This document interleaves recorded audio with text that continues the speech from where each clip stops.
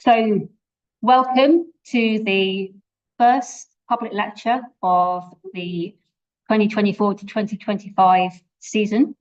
I'm truly honoured to help host Anna Von Mertens' talk on Henrietta Swan Leavitt today. Anna Von Mertens is a visual artist and author whose work is being displayed across the US and internationally, and she's uniquely qualified to speak across the disciplines of art and science, and addresses today about Leavitt's creative methodologies and discoveries. Von Mertens was primarily is primarily a textile artist who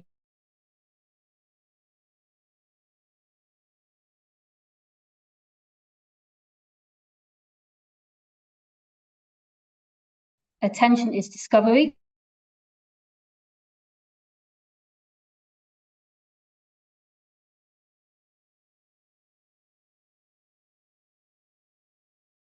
Von Mertens explored the life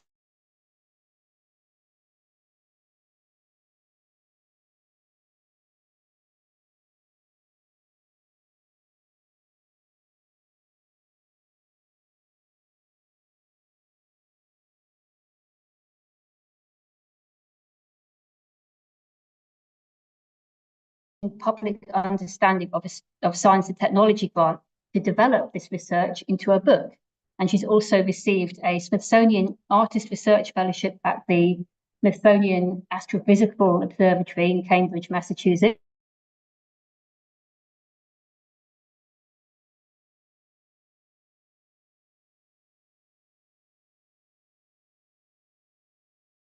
Hand over to Anna now.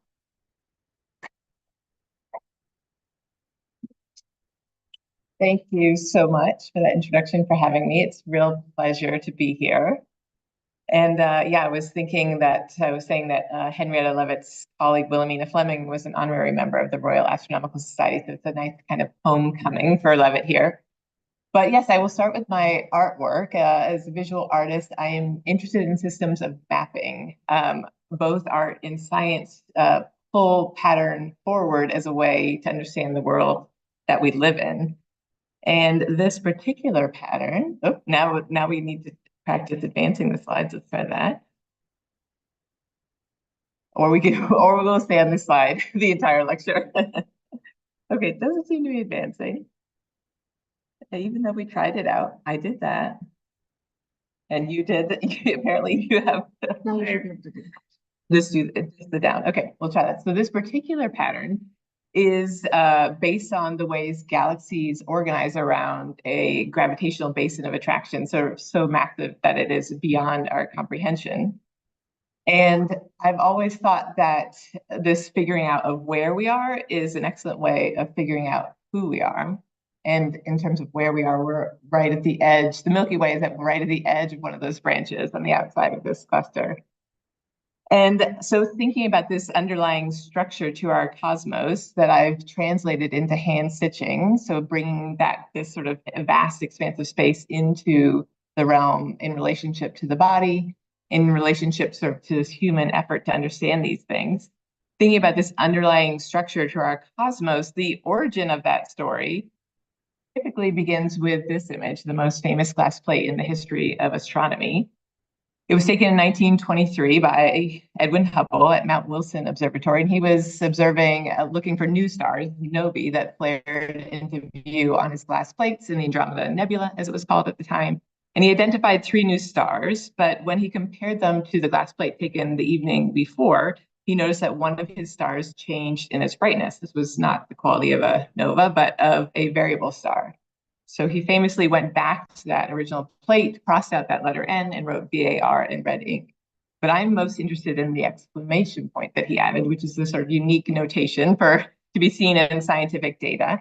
And if this plate is to mark sort of the beginning of modern cosmology, the beginning of our understanding, well, that exclamation point is really where that meaning lies.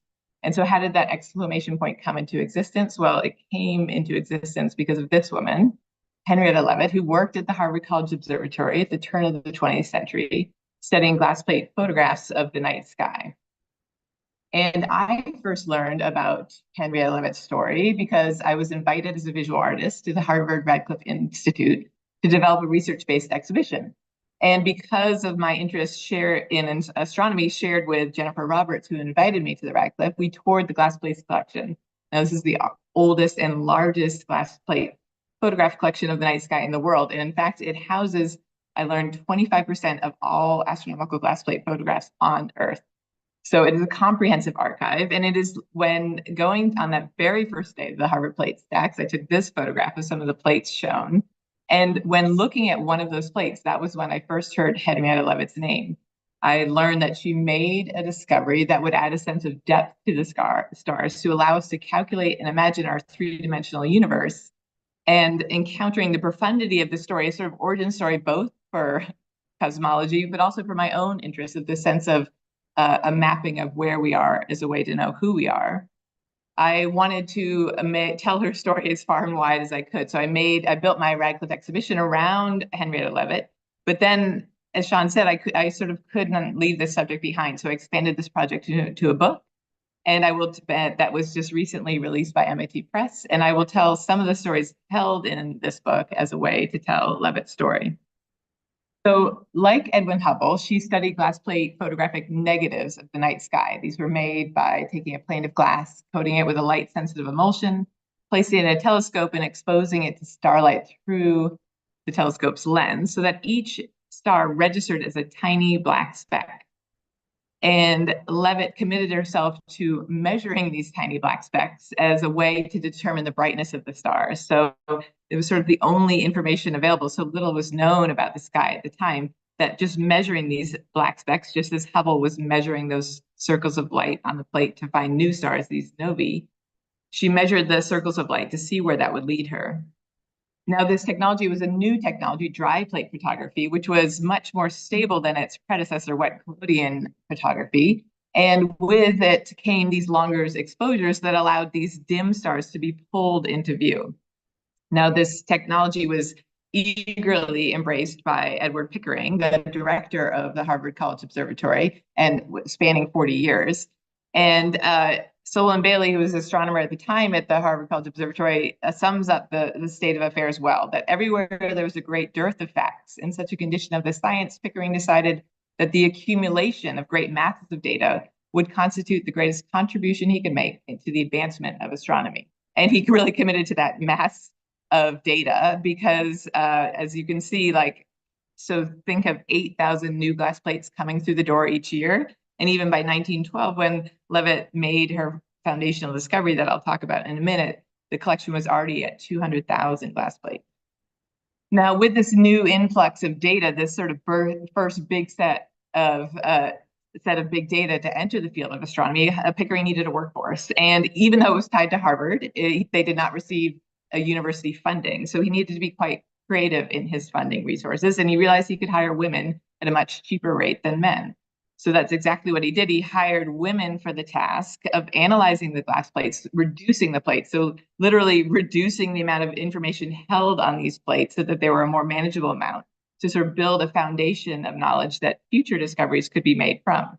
And this is the opening chapter, the chapter opener for this section on women's work, what is literally called women's work, not simply because women were the ones who did this work, but it was also thought that women had a proclivity towards this work, this exactitude, that they were trained, particularly white women that were middle class and upper class at this time, trained in the art of embroidery, and that precision lent themselves well to this task. I'll sum up here, this paragraph sums up nicely with the state of astronomy at this time. So 19th century astronomy in the United States was dominated by wealthy gentlemen scientists and focused on the positions and motions of celestial objects. Astrophotography held new promise. Advances in dry plate during the 1870s enabled longer exposure. Accumulation of starlight revealed previously invisible stars. The 7 stars of the Pleiades constellation, for instance, were transformed by a 3-hour exposure into a cluster of more than 1,400 stars. With this new depth of field, interest in the size and structure of the universe deepened, no longer dependent on the subjective impression of individual observations. Astrophotography could make a record of this expanded space for deliberate, repeated study. The photographic plate became a site of shared knowledge. Now, the site of this shared knowledge, the physical site of this shared knowledge, was this building, the so-called brick building, which was a fireproof housing for the glass plate collection. And it was also in Leavitt's time where exclusively women worked in this building. And there was a little bit of subversion in this delegation of the women to the task of processing the plates, because you can see one of the observatory domes behind this building. So only men made the photographs. It was thought that a woman's disposition wasn't rugged enough to sort of withstand cold, dark nights. So the men made the photographs, but the women by daylight analyzed those photographs. And in this action, because of this shift in astronomy, women had this sort of first access point to the data held there, to the discoveries latent within them. And yes, there was only one job description given to these women, that of a computer, and only one pay rate with no possibility of advancement. And yet within that limitation, the women Pickering gave quite a bit of agency and leeway and expansiveness to their work. So on the right here is Henrietta Leavitt. On the left, I'll just touch on Annie Jumpcannon's work, that her work was focusing on spectroscopy. And that's a whole branch of the collection, the glass plate collection, that I won't have time to go into. But this beautiful photograph by Jennifer Roberts gives an indication of the task. This is using a macro lens. Annie Jumpcannon was famous for classifying these stars, and her classification system, of course, is still in use today, and in fact is the foundation of our understanding of stellar evolution. So that was one lane of research for Leavitt. It was this magnitude work, trying to estimate the brightness of the stars based simply on these pools of light as they registered on the glass. And just a reminder that there was truly no sense of depth to the stars, right? There was no way if a light shone brighter in the sky, well, was that object simply closer to us, or was that object intrinsically more bright and therefore shone brighter in the sky? There was no way to tell. So there was a certain active faith of, well, let's measure these pinpoints of light and see where that takes us. And for Leavitt, that took her into the study of variable work. So she would identify these stars on her glass plates that changed ever so subtly across plates through time. And you can see those familiar letters here, VAR, short for variable star. And so Leavitt tracked variable stars, noticing that in nebulous regions, such as the Orion Nebula, there was a particular accumulation of a propensity for these variable stars to be found. So she first searched there, but when Harvard established an observatory in Arequipa, Peru in 1891, and placed there the most powerful telescope in the world at the time, in particular, two nebulous regions, that of the Small and Large Magellanic Clouds, came into view for study. And now these cyanotypes come from a photo album in the Harvard University archives. And I love that I also included this page because, and they sort of it talks about the nicknames for the mule that would carry crates of glass plates to the town of Arequipa, where they would go by train and by boat and across train again, across the Isthmus of Panama, making this 5,000-mile journey to Leavitt's desk in Cambridge. So I love that there is both this sort of leading edge of, the astounding feat of establishing an observatory in Peru and placing there this powerful telescope. But it's also a familial quality. There was this collaborative effort towards understanding. So Leavitt focused her study, turned her focus in particular to the Small Magellanic Clouds. This is one of her many astronomical logbooks, and pursued earnestly this identification of variable stars. One of the methodologies that she developed to identify these stars is that typically, right, she would study photographic negatives, but she would make a positive of the plate of an object she was studying, here the Small Magellanic Cloud, and then she would superimpose that over a negative taken of the same celestial object, but on a different date. So those two, right, the black specks of stars on the negative might fill in the stars on the positive, but a variable star might subtly announce itself as a subtle misalignment of light. And again, this is only an indication of what might be a variable, because even with telescope optics, the superimposition was not at all perfect. Once she suspected a variable star, she went further into following it across time. And here on this plate, one of her techniques, so she's circled a suspected variable at the very center, and then she has a lettered sequence of stars that she's fairly certain about their magnitude, and they ascend their logarithmic magnitude scale. So each letter here is 2.5 times dimmer as it goes up the letter sequence, and she would toggle her eye between that variable star and find its place on the magnitude scale and assign it a magnitude just for that moment in time. So think about that. That is one data point of information that she has to spread across time. Now I'm just going to go through a litany of other factors she needed to consider. This dry plate photography was this nascent technology with a lot of deficiencies, such as a star would register differently at the center of the plate than it would diverge from the registration at the edges of the plate. There were just straight up defects on the plate. It seems like a star to us, but to her, she somehow knew this was not a star. And also very significantly that the action of starlight on the photographic plate was not linear. So by the time you had those multiple hour exposures to pull the dim stars into view, the bright stars had simply gone off the rails. You can see here the belt of the Orion constellation overexposed, not calculable, not sort of this, it won't be in comparison, be able to compare to the other dimmer stars on that plate. And I won't have time to go into the esoteric photographic techniques Leavitt devised to dampen the light of bright stars, but I'll just sort of show you these wild images. These are multiple exposure plates where she would have the photographs be taken, so 4 exposures of a single star, and they would dampen the light by placing wire screens and diaphragms and prisms to deflect certain amounts of light. A very complicated procedure to create, and she would measure these diffracted stars, as she called them, to a calculable amount and be able to compare them to normal exposures on that plate. So I'm just sort of throwing that in there to sort of say that even something as sort of rote and routine seeming as standardizing photographic magnitudes was wildly needed to take a wildly inventive approach, to say the least. And then these objects are particular favorites, so-called fly spankers, and Leavitt apparently coined this term because they resemble a fly swatter, but were so small they wouldn't do a fly much damage. And these fly swatters were used to calibrate between plates. So here, again, they've taken a multiple exposure plate, different amounts of time, and corresponded those to magnitude. And that way, think of trying to get 2 telescopes that take divergent results or different exposure lengths. She could calibrate between the 2 plates. So if she's studying a particular star, she would know how to calibrate that same star on the next plate. So I'm just sort of like this clumping together all of these sort of considerations that she had to hold in mind, even as she simply tried to assess the brightness of one single star.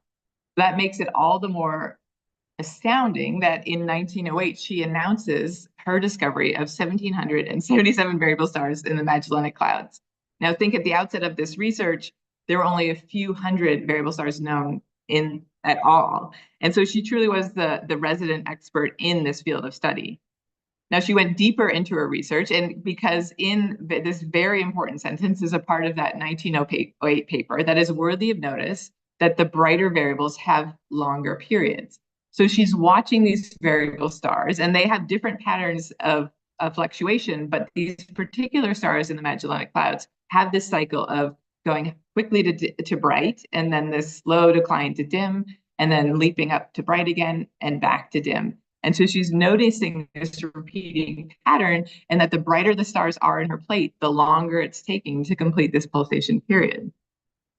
Now, she decides to, as she hones in her focus on this celestial object, she decides to make an important simplifying assumption that any stars she finds there are roughly equidistant from Earth, right? So a relationship that's held there in the cloud between a bright star and a dimmer star, it would travel that same amount of distance to her glass plate, and therefore that relationship between those 2 stars would be true. And so for the first time, she could evaluate the relationship on her glass plates and know they were the same as the star, as the ones in the cloud. And so I'm using this historical pose photograph of the Harvard computers, this group of women analyzing glass plates, and I'm honing in on this light curve that I love is tacked, on this flat floral wallpaper tacked to the wall above another computer, Antonia Maury, there holding a magnifying glass. So Leavitt decided to go after these specific light curves of her variable stars. So you can see those data points there, tracking it through time and then stringing together a light curve. And you can see in Leavitt's astronomical logbooks, as she goes after 3 variable stars. So she's made a little sketch and found a third new variable, number 86. She adds that to her list of number 10 and number 13. But I want to point out that as she's going after these light curves, as she's trying to pull data points, that one plate she's observing is from 1904, and the second data point is from 1896. So just again, she's not simply playing time forward and watching that star, that speck on her plate, change in size. She's needing to pull these pieces of information from various points in time, gather them.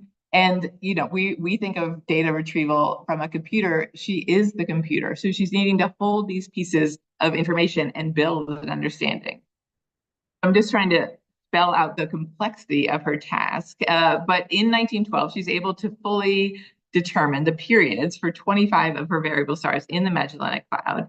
And then famously, she graphs this relationship between how bright those stars are and how many days they take to complete their pulsation period. So that one way out on the right there is that it takes 128 days to complete its pulsation period. Now, because of the smoothness of this curve, astronomers knew that it held enormous potential. They knew that if they could go and calibrate through parallax the physical distance to just a handful of Cepheid variables, the kind she was studying in the cloud, if she could use that bit of trigonometry to tie some of those stars to physical distance, they could calibrate her relationship, and then they could go back to the cloud, know how bright her variable stars should be, and calculate using the inverse square law the amount of distance causing that light to dim. So for the very first time, astronomers had a way to measure large-scale astronomical distance. Now, Einar Hertzsprung was the first to try to calibrate the Leavitt law and apply it. And he applied it to the small Magellanic Cloud, and he came to this calculation that it was 30,000 light years away. Now, when this finding was printed, there was a misprint, a 0 was dropped, and it was printed at 3,000 light years away. And it was just mind-boggling to people, that expanse of space that had opened up. Little did they know it was actually 10 times that. So the very first implementation of this law has opened up space in a surprising way. And it bugs me that historians will say, or it'll sometimes be said, well, did Leavitt know the import of her finding? Well, it's sitting right here in the paper that it is to be hoped that the parallaxes of some variables of this type may be measured.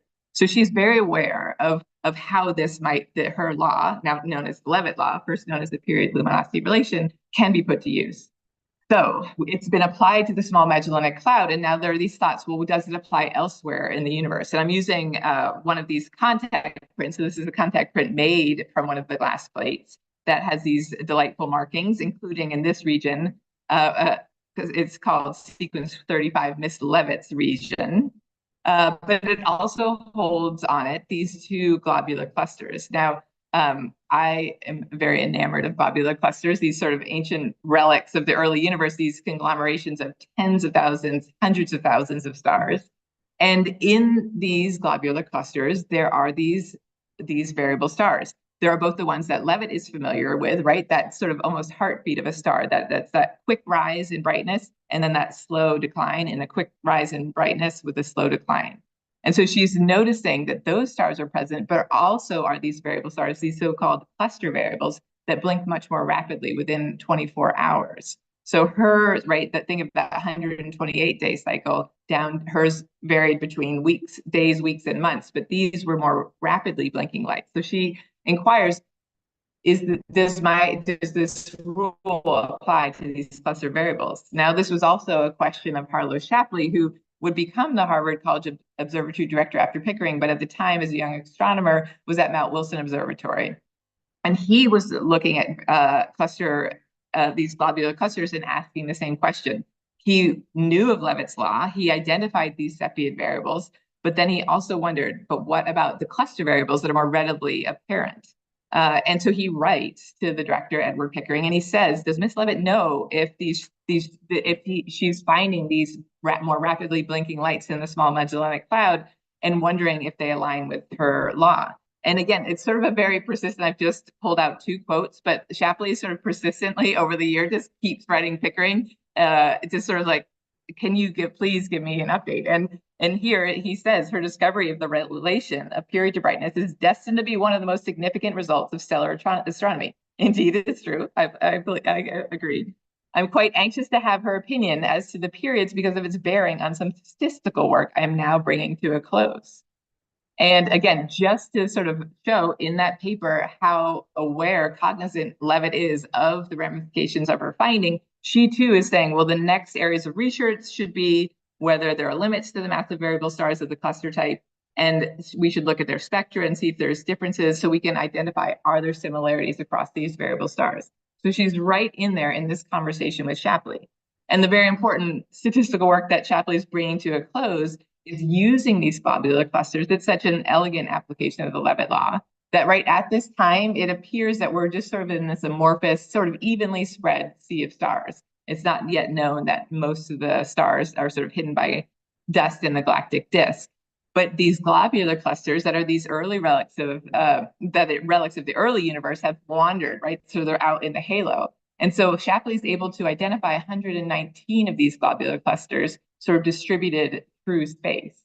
And he thinks, well, if I can apply the distance measure that Leavitt's provided to these strange objects, maybe something, an understanding of that underlying structure will appear. And indeed, that's exactly what happens. I'm just using this elegant sort of globular cluster on this contact print to illustrate this point that he finds as he maps these 119 globular clusters in space. He finds that 30% of them are clustered, what he calls a cluster of cluster, sort of way off in the distance. We now know that a supermassive black hole lies at the center of that cluster.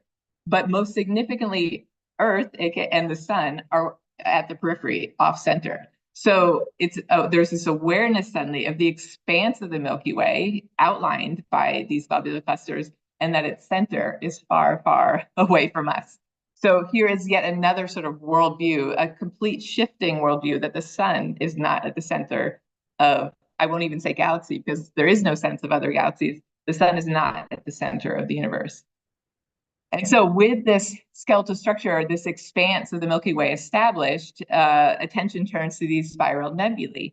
What are these fuzzy regions? And Shapley sort of is famous for losing the great debate about whether these so-called are these so-called island universes separate from our own. And he sort of says, I don't care. Look how large the Milky Way is that I've established. These must be within those confines.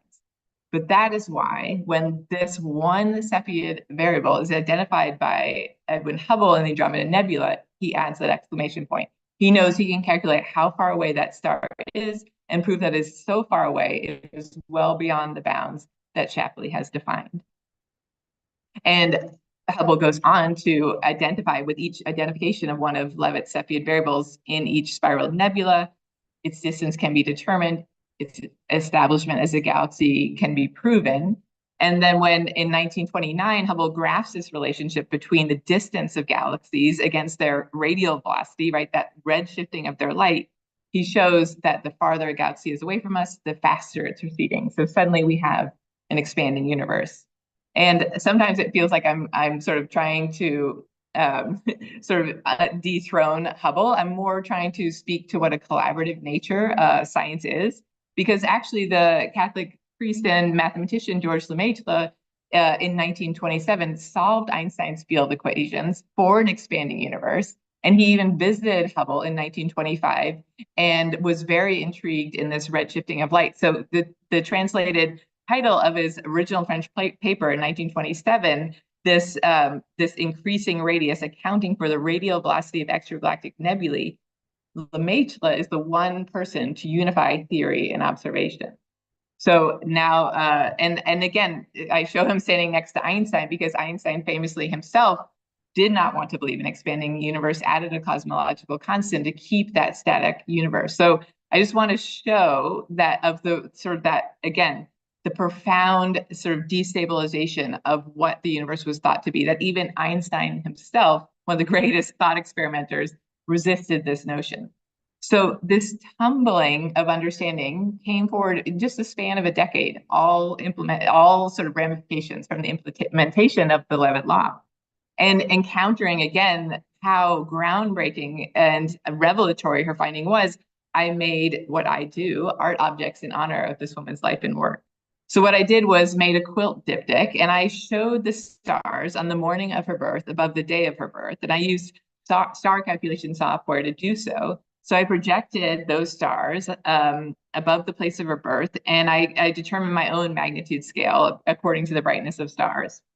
And then one by one, I played time forward, going back and forth between the computer and my piece of chalk applied to fabric. And I played these star trails through time. I corresponded each my magnitude scale with thread color, and then stitched these trails of light. Here on the right panel, the stars were turning into view on the evening of her death, above the place of her death.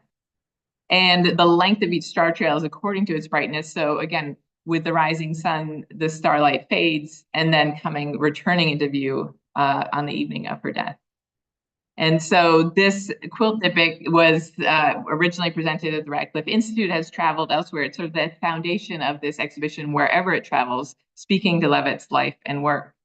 And so one, it is a monument to the significance of her work, but of course, held within that span of light is her lived life.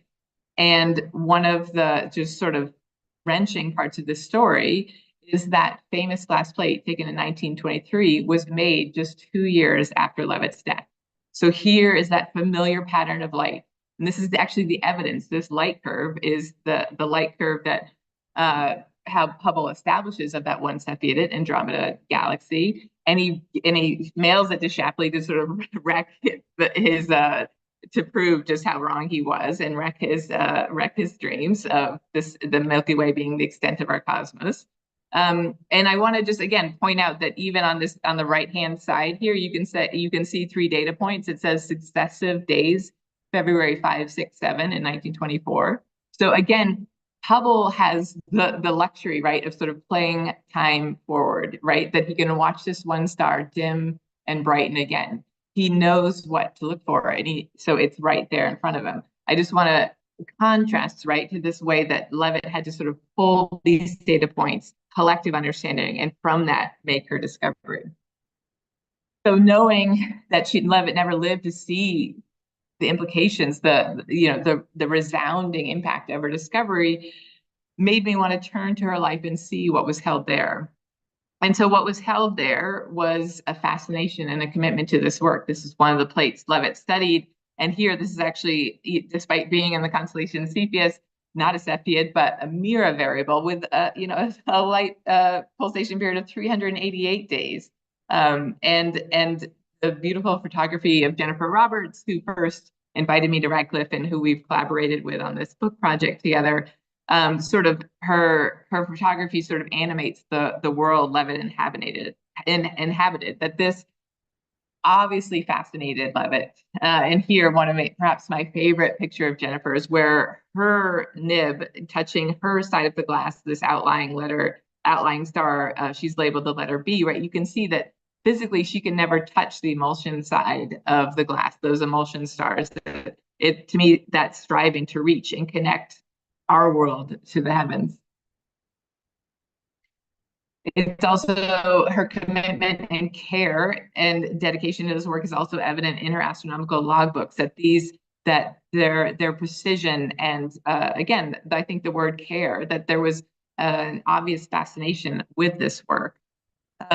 These elegant little vignettes of these star sketches as well. And so collectively, this group of women are now known as the Harvard computers that worked at the observatory, and they're starting to gain some attention to their work. And I think there is both a risk that there's sort of this idea of this collective group and sort of a collective recognition. And I like to argue that even the warmth, even the support within each other, for each other in this work helped individual brilliance rise. And quite a significant cultural fact about this group of women is that none of these women married, almost without exception, and none had children, which is a very outlying choice for, again, white women that were middle and upper class at this time. And there is evidence that there is commitment to the work, and with that, commitment to each other. And I'll contrast that with this image, which is the attendees of the 1910 American Astronomical Society, which included European delegates. And I also like to show here how integrated they were into the astronomical community. Like you saw that correspondence between Shapley and Pickering, that's Leavitt's research was broadcast out into the world, received, and in dialogue. And so these women are very much in conversation with and very much alive in the science. And this sweet note from Leavitt's mother was written just a week after Leavitt died, which I think sums up quite well her literal standing. But while she was so modest about it, a remark once in a while showed me that she understood the standing she had among the astronomers. And here, this is a page from Annie Jump-Cannon's scrapbook. And another remarkable fact about these two women in particular is that they were both described as being deaf. Now, the specifics behind that description is that Leavitt had a progressive loss of hearing in her 20s, leaving her completely without hearing. For Annie Jump-Cannon, it was scarlet fever that damaged her hearing, but she was known to wear a hearing aid and also was known to remove her hearing aid when wanting to commit to work. So this is a disability that was not really accommodated in society, much less in the workplace. So again, the fact that this was just sort of held as part of this community of women is all the more astounding.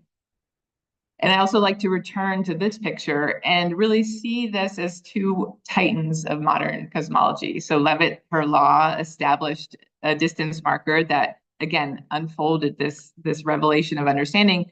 Again, Annie Jump-Cannon, her spectroscopy work helped reveal that stars evolve.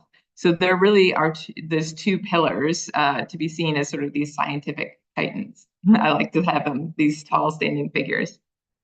So with Leavitt's presence asserted in this narrative, I will turn just to end with the relevancy in contemporary cosmology. And this is just a fun historic, the Hubble Space Telescope returned for historic purposes back to that Cepheid variable in Andromeda Nebula, now galaxy, and followed it through time. But in this chapter of the book, I was working with cosmologist Wendy Friedman on the relevance, the maintained relevance of Cepheid variables in contemporary cosmology research. And so Wendy Friedman led the team that led the key project for the Hubble Space Telescope, which was to measure the expansion rate of the universe. So if we think about the Hubble-Lemaitre law, that relationship between distance and radial velocity, the slope of that line is the Hubble constant. Yeah, I would like to say yet another thing named after Hubble. And so if you think about if distances are refined to be stretched out, that slope will decrease. And if distances come in, the slope will increase. And in the 1990s, this was quite a contentious assertion. It was sort of that famous factor of 2 debate. It was somewhere, the number was between 50 and 100. And of course, guess what Wendy used to measure that expanding universe, that rate? This is the pool of 800 Cepheids. And look how cleanly they fit the Leavitt law. And it's an interesting sort of fact to note that the key project announced expansion rate of or Hubble constant of 72, which was confusing information because it was actually, that meant we had a younger universe than some of the oldest stars in it. Those globular clusters held these old stars. So how can we have a younger universe with older stars in it? And as Wendy likes to say, sometimes when you measure something, you learn something. And sometimes when you measure something, you learn what you don't know. And so that was actually resolved in a couple of years with the discovery of dark energy. And then that math aligned. So the math of sort of that faith Wendy had against quite strong personalities that said, this is the number we looked, we measured, and we found was aligned with the discovery of dark energy. And Hubble, Wendy is still observing Cepheid variables using her time on JWST. And so it's quite astounding to think there is a Cepheid. You can see the increased resolution from the Hubble Space Telescope that is over 60 million light years away. And as Wendy says, they're blinking just as predictably as Leavitt said they would.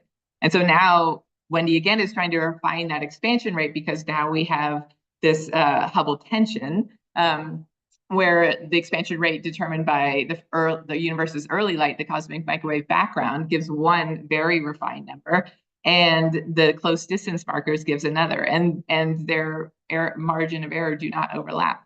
But Wendy is still not convinced that we need new science to solve the Hubble tension. She sees these numbers still coming towards each other. So she says, that's what we do. We measure, we look, we measure, we try to see as clearly as we can and see where that leads us.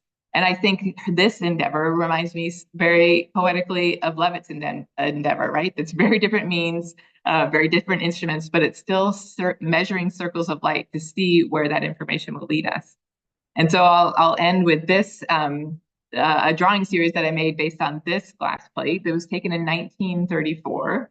So this is after Leavitt's lifetime, and it's after that decade of revelation. So in 1934, when this plate was taken, we can calculate the distance of these three primary celestial objects, the small and large Magellanic Cloud and that bright star Achernar.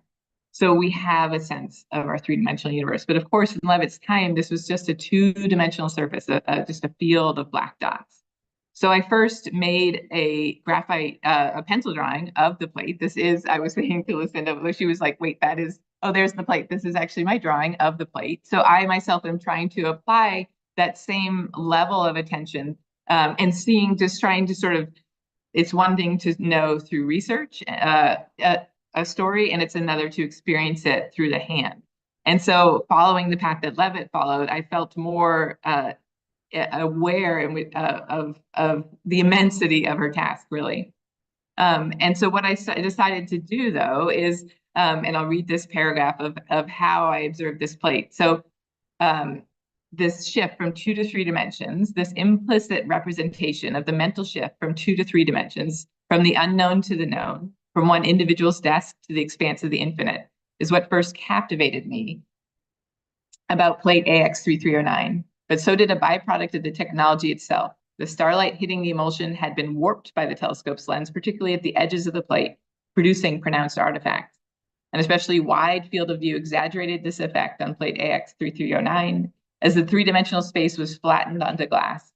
The artifacts begin to overwhelm the readable astronomical information, foregrounding the mechanism by which these stars are captured.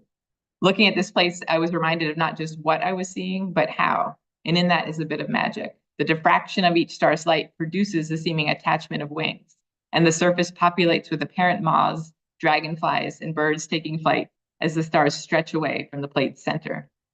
So noticing this warping of the stars, I magnified sections of the plate and made just these sort of star by star drawings across the surface of the paper. And the distortion animates the stars, but it also reminds us of the lens through which we see. That so often technology, it's a reminder that technology is a mediator to what we see, and that we have to remind ourselves to see clearly and remind us how we are seeing to see more truly. So these are frame sections of those magnified sections of the plate. And I'll just end with almost a taxonomy of this warped starlight. These strange shapes, these are all across the surface of the same plate in different corners. And following these paths of light, returning me to this ways of seeing, I'll end with this paragraph about Leavitt's process, returning me to her, that the end result is resolved. There's no trace left of the grid, the determining or the building of shapes, yet the dynamic origins remain. There's an agitating quality to plate AX3309 in these transfigured shapes that briefly alight. There's an agitation in all of the plates Leavitt studied, those innumerable destabilizing pinpoints of black. Or maybe it could be seen as a kind of liveliness, a recognition of how actively attention needs to be applied. The layers of my drawings may not be evident, but they are present, just as each photographic plate contains the evidence of its history, its reaction with starlight, its transportation from one port to another, its arrival at the so-called brick building where the Harvard computers worked, its time spent under the gaze of a female astronomer. I place time in the artworks I make, so too have the plates absorbed Leavitt's looking. Held them, in them is her presence, presented back to me. And I will end there. Thank you.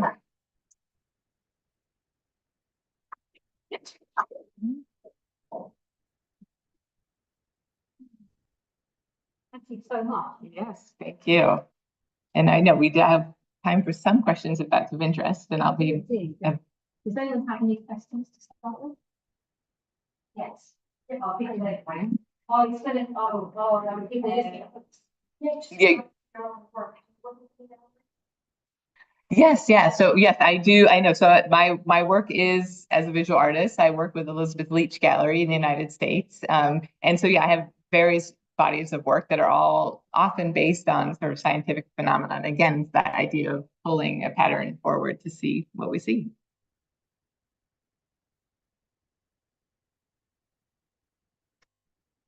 Thank you awfully for a fantastic lecture.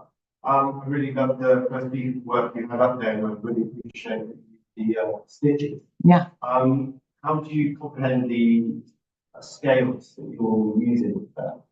Oh, that's such an excellent question, because you've honed in how do I think about scale and comprehending scale.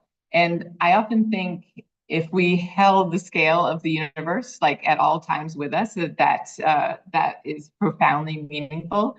So I think a nod to scale is important, but of course it's inconceivably large. So there's also this way that it is impossible to conceive, and so there is this interest of pulling it forward, back into a relationship with the body, and sort of the mind sort of imagines outward. But yes, that is it's almost the inconceivability of it that holds it most accurately in mind.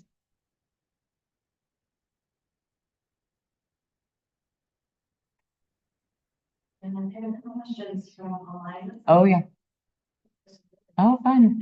And yes, where is the another born?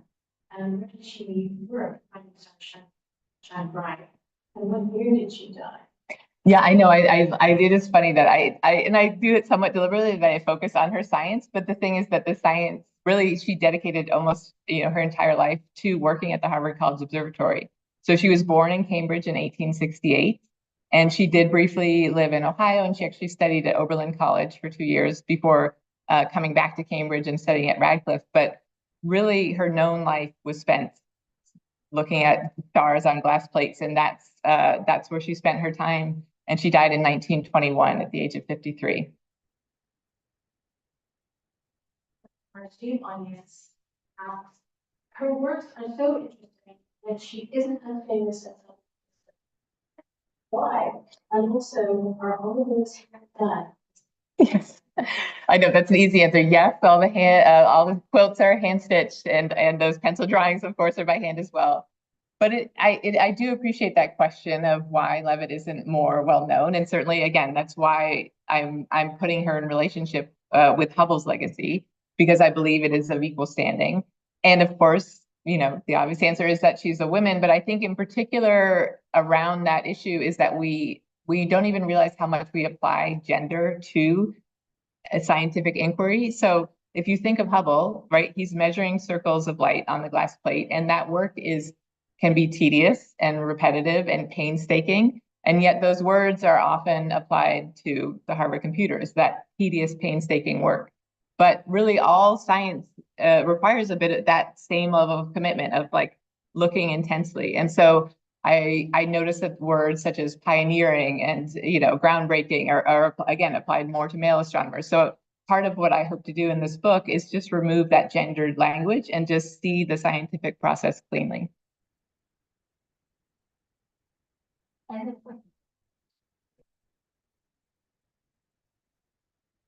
So much for everything. So brilliant. I've got two things to say. One of the short comments in Spanish, what we just talked about actually, is the law, the Lenin law. I must admit, I was growing up on the Nottingham law. I'm delighted to hear everything goes with the Lenin law. So like the incorporation of the mention of the whole law, is the word on. And the other question to ask is, what do you think actually is interestingly that both she and Annie did? And do you think that is some way actually contributed to their dedication and their ability to work with individuals? Yeah, I don't.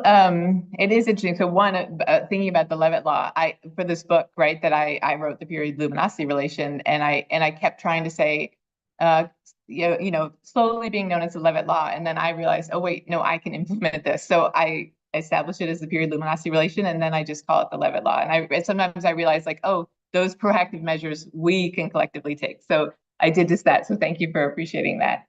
And then, yes, it is quite, this group of women, like I said, being without hearing, it was not a disability at all really accommodated in society. And Annie Jumpcannon was even, she was nominated for a prize, and it's explicit that the reason she was not given that prize was because of her deafness. I mean, it is that deliberate at that time.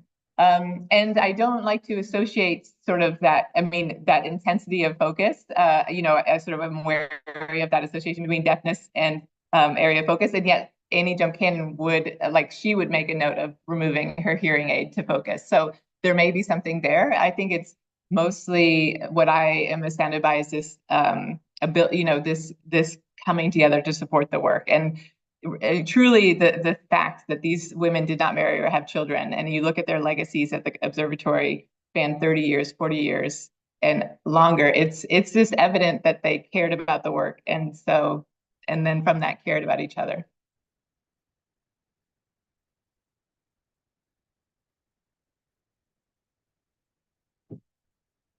One thing that I wonder is, at least how you did some of the. I know you showed me earlier about sitting about that, but I also is how you did her images about that. Oh yeah. Well, so I mean, just two technical things. I like sometimes talk about invisible labor, right? So when there's a discovery, so the Leavitt law, once it's established, you think, okay, yeah, that makes sense. Brighter stars, longer to pulse. And that's somewhat why I dragged you all through the methodologies and the complexity of how those stars registered on the glass. Because once something's distilled, it seems self-evident. And there's a little bit of that. I only take a nod of that with the quilting, but to make those passive starlight fade, every couple inches, I would need to bury the tail and start a new thread in a dimmer, fading it through the grayscale and the black. So there's quite a bit of labor to make that sort of seamless fading of light. And then interestingly, with when I was at the Radcliffe, I only made quilts. I only made hand-stitched quilts. And so that was actually the first time I picked up a pencil and was like, let's just apply this to paper and see, and just sort of follow Leavitt's path. And so I didn't actually have the skill or the practice in making a drawing, but just through attention and sort of that faith in the process, I made one. And it was sort of, we put out the catalog for the show, before they'd opened, and I thought, good Lord, what if I finish this drawing and it's horrible? But I pulled it off. So, but yeah, there is that way of stay in the present, stay noticing, and having faith that will carry you forward.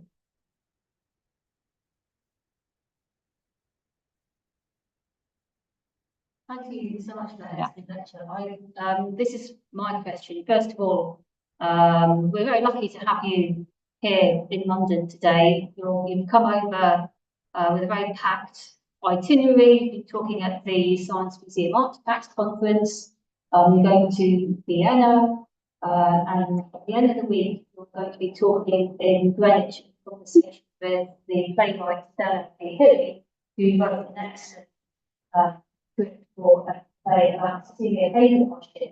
And that takes me to my question, which is that on the slides, I saw a reference to Cecilia's opinion about the direction that the Leavitt's career took. Would you like to expand on that? Oh, sure. I would love to talk about that. And so Cecilia Payne-Gaposchkin, famous for, or now becoming famous for the revelation that stars are mostly comprised of helium and hydrogen. So she actually came to the Harvard College Observatory 2 years after Leavitt. So she actually never met Leavitt. But reading her autobiography, it's fascinating how much she talks about Leavitt. And I think that's another testament to Leavitt's legacy, that Cecilia is fascinated by this woman's work. And yes, and so she made this revelation in 1912, but there were 9 years of Leavitt's dedication to research that after she made that revelation, and she was steered back to standardizing magnitudes. And that was heartbreak to Cecilia Payne-Gaposchkin and to myself as well, of and she sort of rails against this brilliant mind was wasted standardizing magnitudes. And I feel some of that. But doing research for the book, I realized how much Edward Pickering and Henrietta Leavitt shared that belief in how do we move the field of astronomy forward? How do we push forward our understanding? And everyone was waiting, I showed you how just like erratic those results could be. So pinning them down, standardizing them was the way that all research could move forward. So she dedicated the last 9 years of her life to that work and really deepened our collective understanding just as significantly through that work. And I could talk more about Cecilia Payne-Kapashkin and that own wrestling of how much her discovery was not recognized, and how much part of that feeling, no doubt, was her own career being altered by that. Any other questions?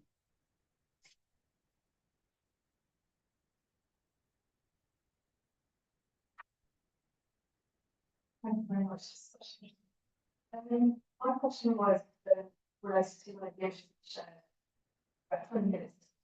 Lars, in place. Oh, yeah. I'm not familiar with the cosmology and this it's really multiple structure. But the representation really resonates with the acceptance of non-abstract. So I wondered what the connections are between these forms of representation. Yeah, well, right. And if I knew how to just jump to that slide, I would. But that is you just what we were just talking about, that work standardizing magnitudes. So those really visually wild plates, like, so they're multiple exposure plates, and with prisms, with wire screens, with mesh, they're diffracting the starlight of the bright stars.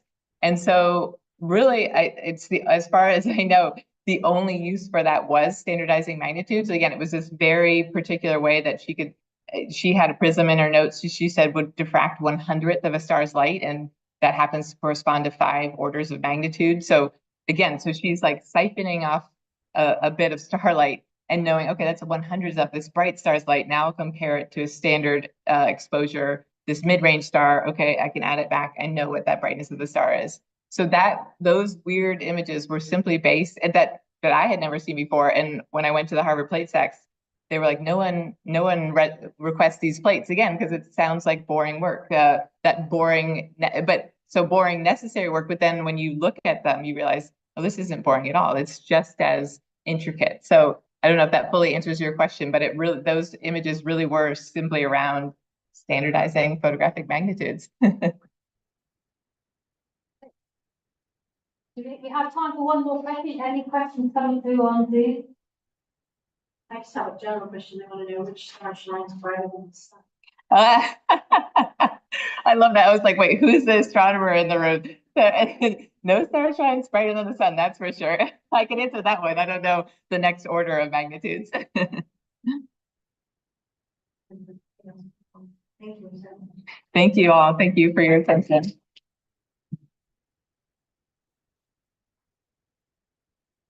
So, just to close, I don't think I can give myself the managed to write it out.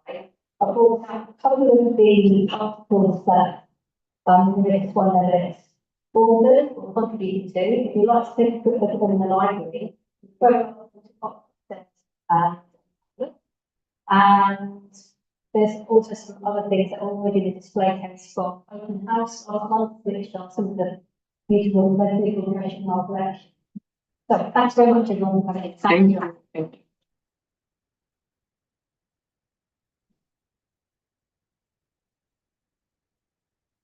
you. Thank you. Oh yeah, and then you do what you need to do. Yeah.